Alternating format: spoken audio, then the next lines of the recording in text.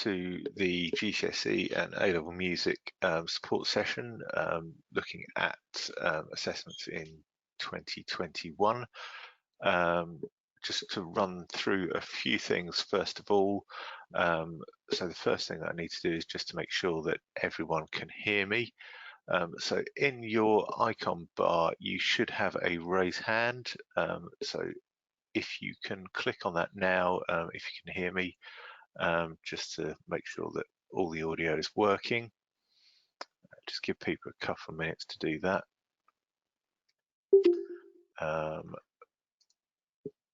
But also, if you do have any problems with audio during the session, the first thing to try is logging out and then logging back into the session, and that usually fixes most problems.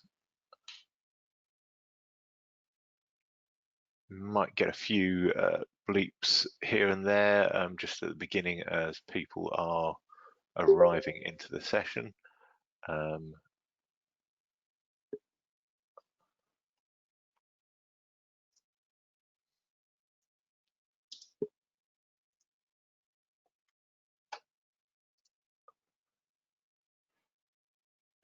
So someone just asking,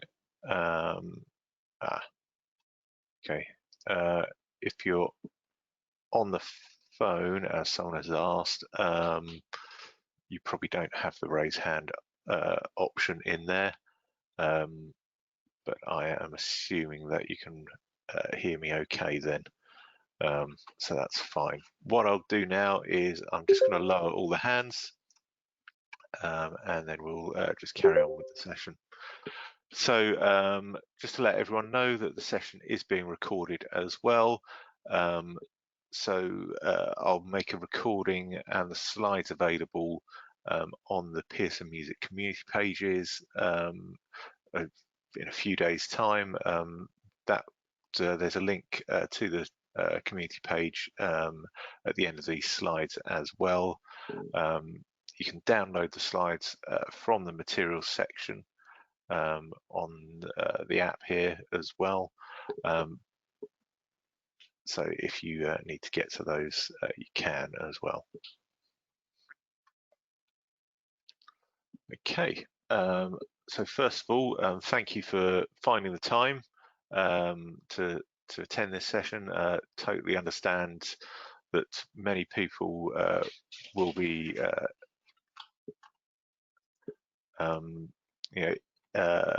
in sessions teaching or training today as well, and it's obviously a very busy time at the moment for every centre as they're beginning to return and welcome students back as well.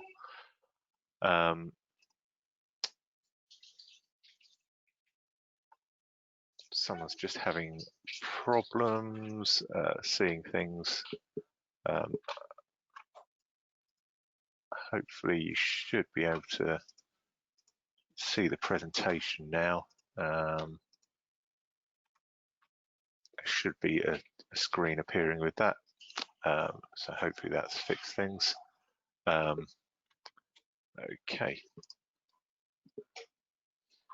so obviously everyone received results in the summer, and with a little bit of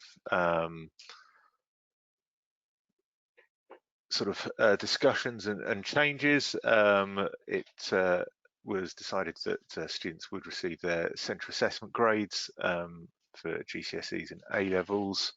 But for those students that are still looking at potentially sitting an exam in the autumn series, there's just some details around that here as well. So you should be seeing the dates there for the overall series. So the A-level autumn series will start at the 5th of October, and then on the 23rd. The entry deadline is only in a couple of days' time for that, so 4th of September, and then the GCSE window is the 2nd of November to 23rd, with the entry deadline for that being the 18th of September. Just got a couple of people having some issues with sound by the look of it. Just bear with me 1 second. Just seeing what they're on.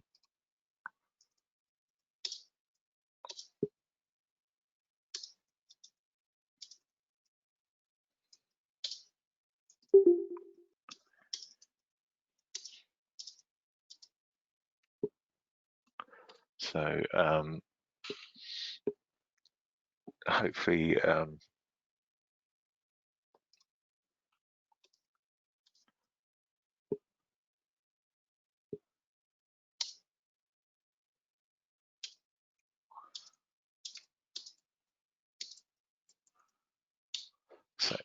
just sorting them out with hearing things as well.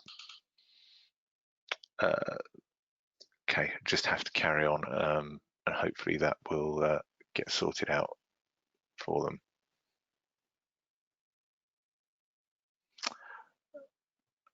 them. So the exam dates are here as well. I've left the music technology dates in there, but A-level music, the appraising exam will be on the 16th of October, and GCSE will be on the 17th of November. So with the autumn series, there is no NEA involved, and it will just be based on the exam. So the grade that will be achieved will just be from the exam results that they sit in the autumn. Okay, let's move on and have a look at the changes that will be happening in the 2020-2021 academic year as well. So firstly, looking at GCSE, there's still a few things to be confirmed around all of this, but as we're continuing some discussions with Ofqual, but the overall sort of look at this is there will be one performance for GCSE. The minimum requirements around that that it needs to be at least 1.5 minutes for solo performances, and that can be made up of multiple pieces. And then if it involves any ensemble performance, then the performance duration must be at least 2 minutes. But again, that can be multiple pieces as well.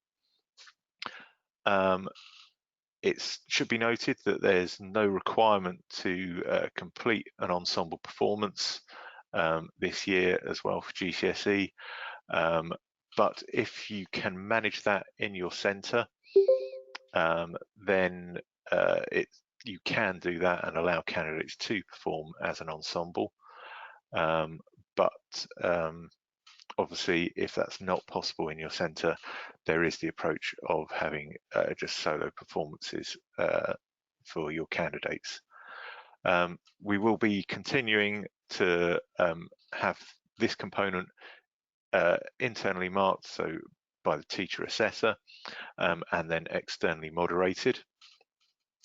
The intention is to not change any of the assessment grids,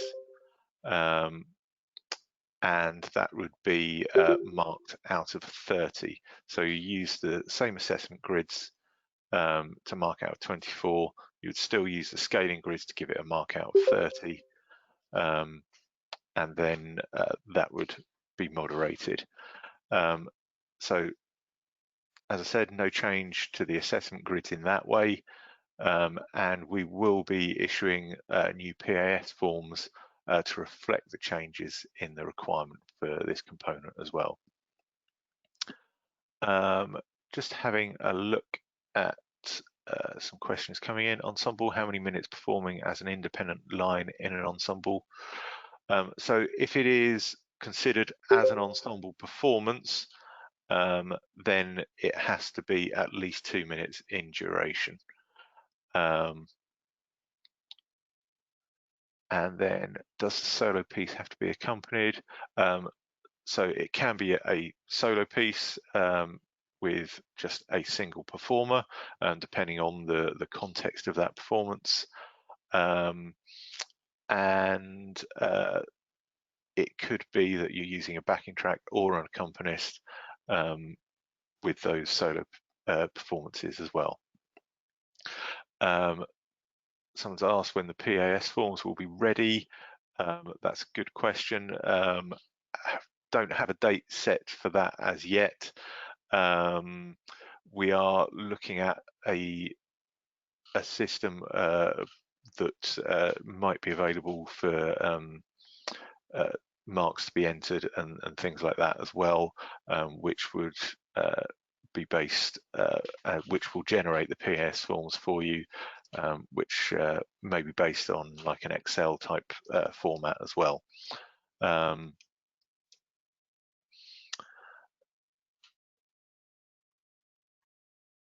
So students will not be disadvantaged by not doing an ensemble. Totally, no, there would not be any disadvantage for not doing an ensemble there. So do we still refer to the spec then for this component? So in terms of the marking grids, yes, the marking grids there, and they're not intended to change in any way. You'd still use those as you normally would. And the scaling grid is there as well. Obviously, in terms of the penalty for underlength performances, we will be issuing new grids for that, but that is something that we manage and apply during the moderation process as well. So again, teachers don't have to apply those penalties for us. Question more because of COVID, do pieces have an accompaniment part have to be performed with the accompaniment? So if there is an accompaniment part, again, it still should have that accompaniment, but as in any year, that doesn't have to be live. It could be a backing track as well, or a pre-recorded part by someone else and performed along with as well. So 2 minutes for an ensemble piece. How long doing an independent line in that?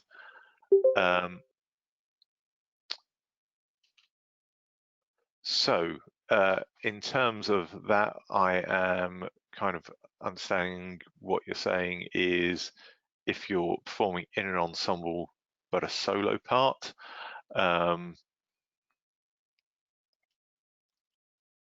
I mean, if it's considered an ensemble performance and you're counting it as an ensemble performance, then that would be 2 minutes. If you are saying that it is a solo performance,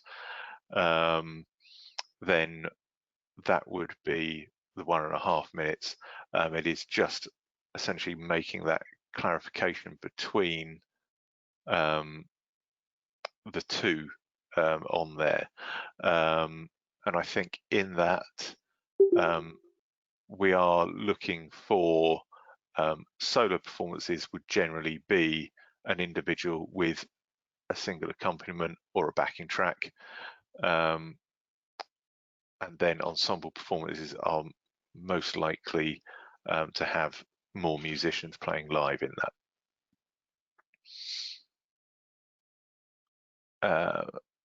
Okay, does the player being marked as an ensemble player have to be doing an independent line for the 2 minutes?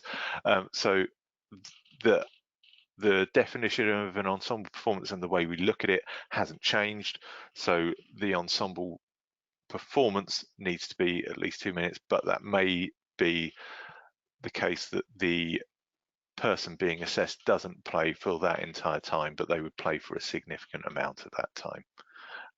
So the understanding and the definition of an ensemble performance hasn't changed for us. So what's a significant amount? I would say the majority of the piece. is generally the phrase that's in the specification around those sorts of things. And I did see, so why is the ensemble requirement longer than solo? That's something that Ofqual decided, and I'm not sure of the decisions that they had around making that decision of why solo would be 1.5 and ensemble 2 minutes.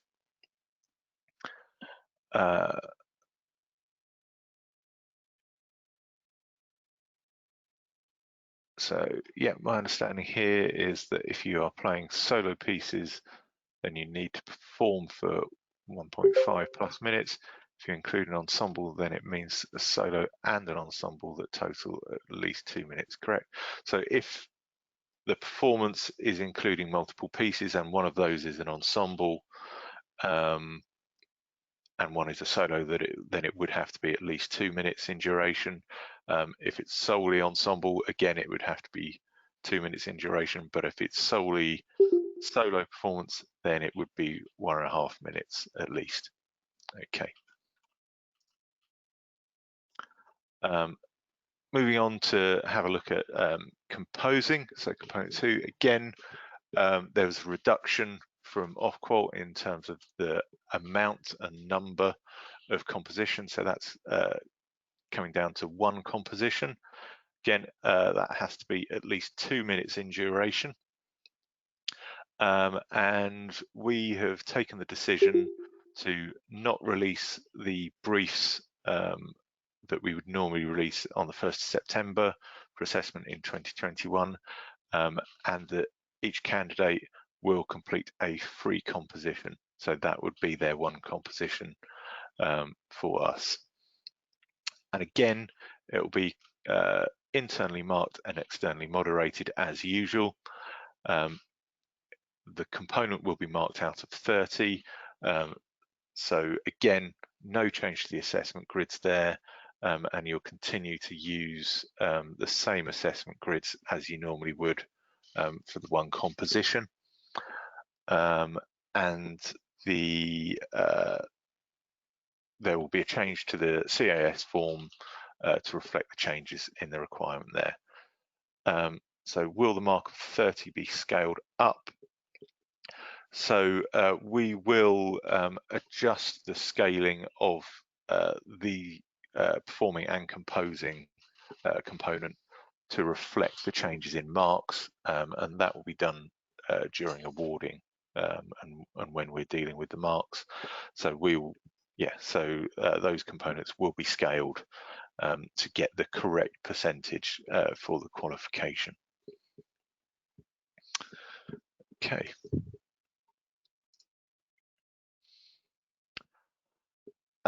In terms of the appraising component, the exam, there's no change to the exam in terms of content. There are obviously discussions and consultations going on around when the exam window may be in 2021. Obviously, there's still decisions to be made around that, because that can have some obviously knock-on effects to many different things if that exam window is changed. So Ofqual are looking at what can happen with that at the moment. And in saying that, there may be some change in when the submission window for coursework is as well. Again, that's something that we would need to look at as a whole when we're considering these things and the knock-on effects that that may have as well.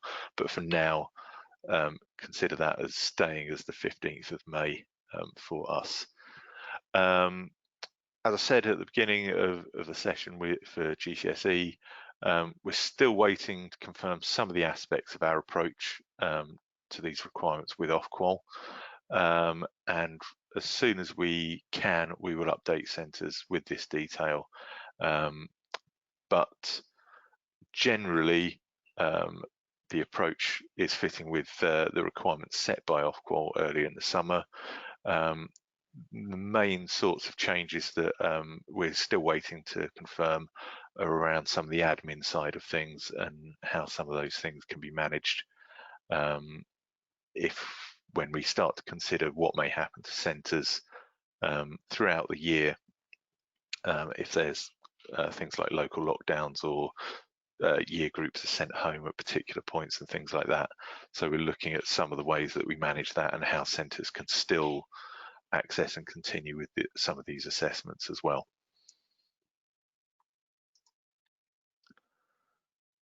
Okay, moving on, we'll start to look at A-level as well.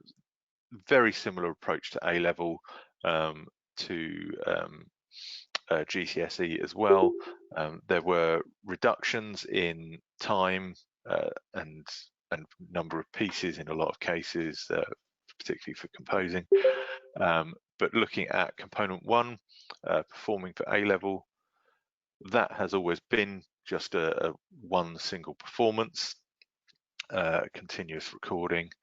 The time requirement has changed quite significantly there, so it's come down from being at least 8 minutes to at least 3 minutes in duration, and can be one or more pieces. Candidates can continue to choose between performing solo, ensemble, improvised performances, and this is where it's said that centres can still allow ensemble performances to happen if it's possible for their centre, and we are well aware that different centres are going to have different approaches to the government guidelines and the way they're dealing with their bubbles and classes and everything like that. So there's various different ways that centres may approach these things. So no learner is going to be disadvantaged in terms of the way that they want to approach these assessments as well.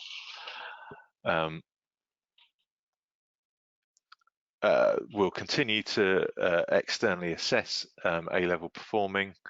The marks for that will continue to be out of 60. So the grids will, in the specification, are 48, and then you've got the scaling grids there as well to give you a mark out of 60. So there's no change to the assessment grids with that. Just have a look at a couple of the questions and points coming in. Are there any benefits to performing for longer, e.g. 3 minutes versus 6 minutes? Not necessarily. It depends on your candidate and what they are doing and how strong they are at performing, how familiar they are with the pieces. Will candidates be at a disadvantage for only performing for 3 minutes? No. So assessment grids are applied to the whole performance. So we will look at that and look at the time requirement and how they have performed and met the descriptors in the assessment grids against the performance there. So in fact, if performances can be over length and too long, that can actually work out to be self-penalizing, for example, and because they may then have more errors creep into their performances, which will then impact on the marking grids and the way that is seen and marked against the assessment grids. So will candidates be disadvantaged for only performing for 3 minutes? By that I mean differentiating the top end often includes considering stammer over 8 minutes. More students are likely to perform well for just 3 minutes. So I mean, obviously that's something that we need to consider, but we just apply the marking grids to the performance. So as long as they have met the 3 minute requirement and we are applying the marking grids accurately, there's no sort of disadvantage or advantage for playing way over 3 minutes or just around 3 minutes. do performances have to be recorded in front of staff, or can they submit video recordings of themselves? That is one of the points we are just clearing up and waiting to be confirmed with Ofqual in terms of how this can be managed still. We have already suggested that the requirement for it to be a public performance in front of at least 2 people is changed to just being in front of the teacher. But we are looking at some other ways that submissions may happen, and that is for GCSE and A-level, and that's something that would still need to be confirmed. Proposed changes suggested that 30% would be awarded for 3 months and 35% for longer. Is that not the case? So when specifications were designed, awarding organisations could decide on the weighting of performance in their specification. So there was a choice between 25%, 30% and 35%. We decided to have that weighted as 30% of the qualification, and therefore that is the 3-minute requirement. Now, if there is 35% weighting in your qualification, then that is that longer time. So that's where that difference is, not specifically if a candidate did perform for longer. So do timing still apply to music which the candidate actually plays and not sections where only the piano accompaniment is playing? So in terms of that, again, it's the timing of the piece overall that is counted. Obviously long sections are discounted, but generally it's the performance of the piece in total, and that can include short sections where it's piano accompaniment as well. And is the assessment window for performance still in March, or is this being brought forward? Again, that's one thing for A-level that we need to confirm with Ofqual, and we're waiting to have confirmed. We have again looked and are looking at potentially changing that window for this year, considering that Ofqual said that that could happen. So we're just waiting to hear back from Ofqual about those changes that we have sort of put forward in that way, and then we can confirm when the assessment window is for performance for A-level. So A-level composing, again, the change here is generally around the number of compositions, so that will come down to 1 composition, and again at least 3 minutes in duration. So in terms of that, again, we've made the decision not to release the briefs that would normally come out on the 1st of September. So candidates will be doing a free composition, and we've also made the decision around the brief assessing technique that would usually be released from the 1st of April will also not be released this year. So there's no requirement to complete a brief assessing technique for summer 2021. So it will just be a single free composition that is submitted for A-level. Again, it's going to be continue to be externally assessed, and because of the change in number of compositions, that will be marked out of 40. Again, there will be no change to the assessment grids, and we'll be issuing the new CAS form to reflect the changes there. Okay, just checking, there's no option to complete a technical exercise instead of a composition. No, we had to make a decision that was basically a comparable approach for every candidate, and so that we could have awarding in a meaningful way. Otherwise, it would be very, very complex in terms of that approach, and may end up with different problems coming up during awarding there. So it is just a free composition that will be submitted this year. Obviously, the advice around this is if you have been delivering the sort of some teaching around the brief assessing technique, particularly obviously Bark-Riles or Counterpoint, it's obviously really useful teaching to bring into their free composition work, and continue with that learning and bring in those skills that they would have used and learnt for the free from the brief assessing technique into the free composition.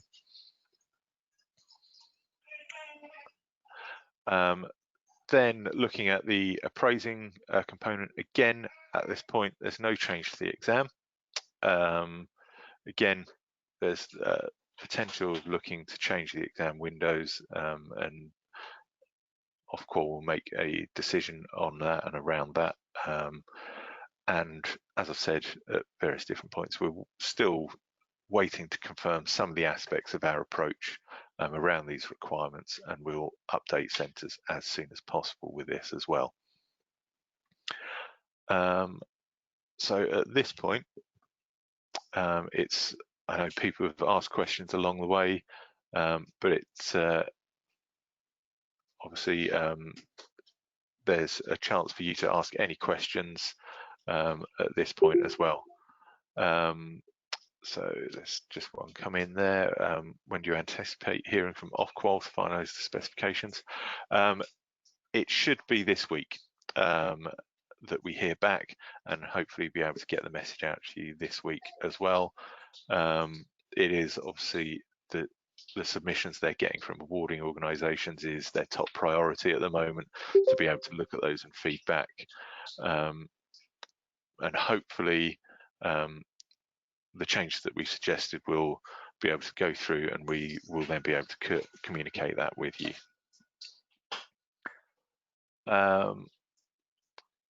Is it at all possible the exam may be adapted, or content or demand reduced?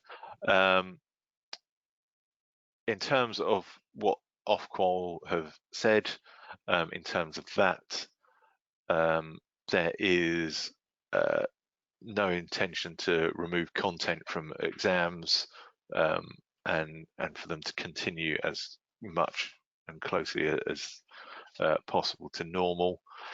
There were for some subjects some changes there, but for music the exam was to continue as normal. Is there a chance that Unit 3 at A-level may still change? For example, question 5 is removed, or definitely no change to content? Essentially, at this point, there is no change to the exam for A-level. We are looking at issuing some guidance and some more exemplars around that very soon. Again, we're just waiting to hear back from Ofqual on some details around that before we can release that guidance and exemplars.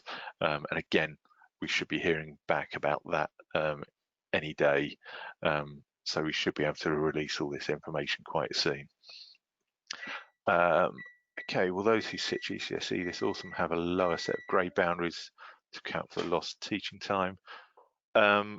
So grade boundaries are obviously dependent on how candidates perform in an exam series, and that is worked out from sort of previous achievements and key stage 2 data and things like that as well. So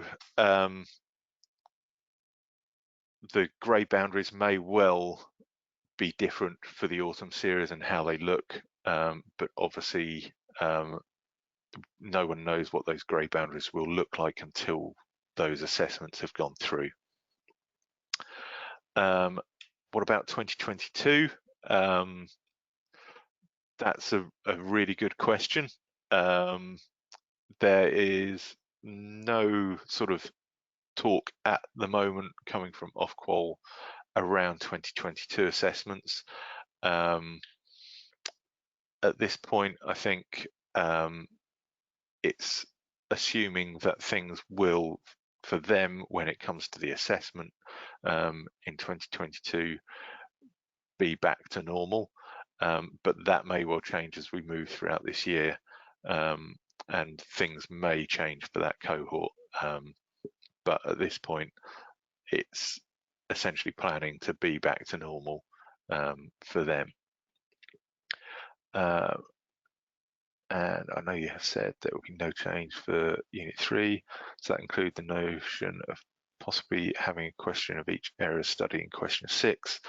Okay, so with that, that is the question 6 thing is a separate thing that's been mentioned here and there, and that's what we're due to hear back about in any day, and we'll be able to update centres as soon as possible around that. So at the moment, it's assuming that the exam paper in 2021 will be as normal, and if there are any changes to anything, and when we get confirmation from Ofqual around things, we will update centres with that. Okay.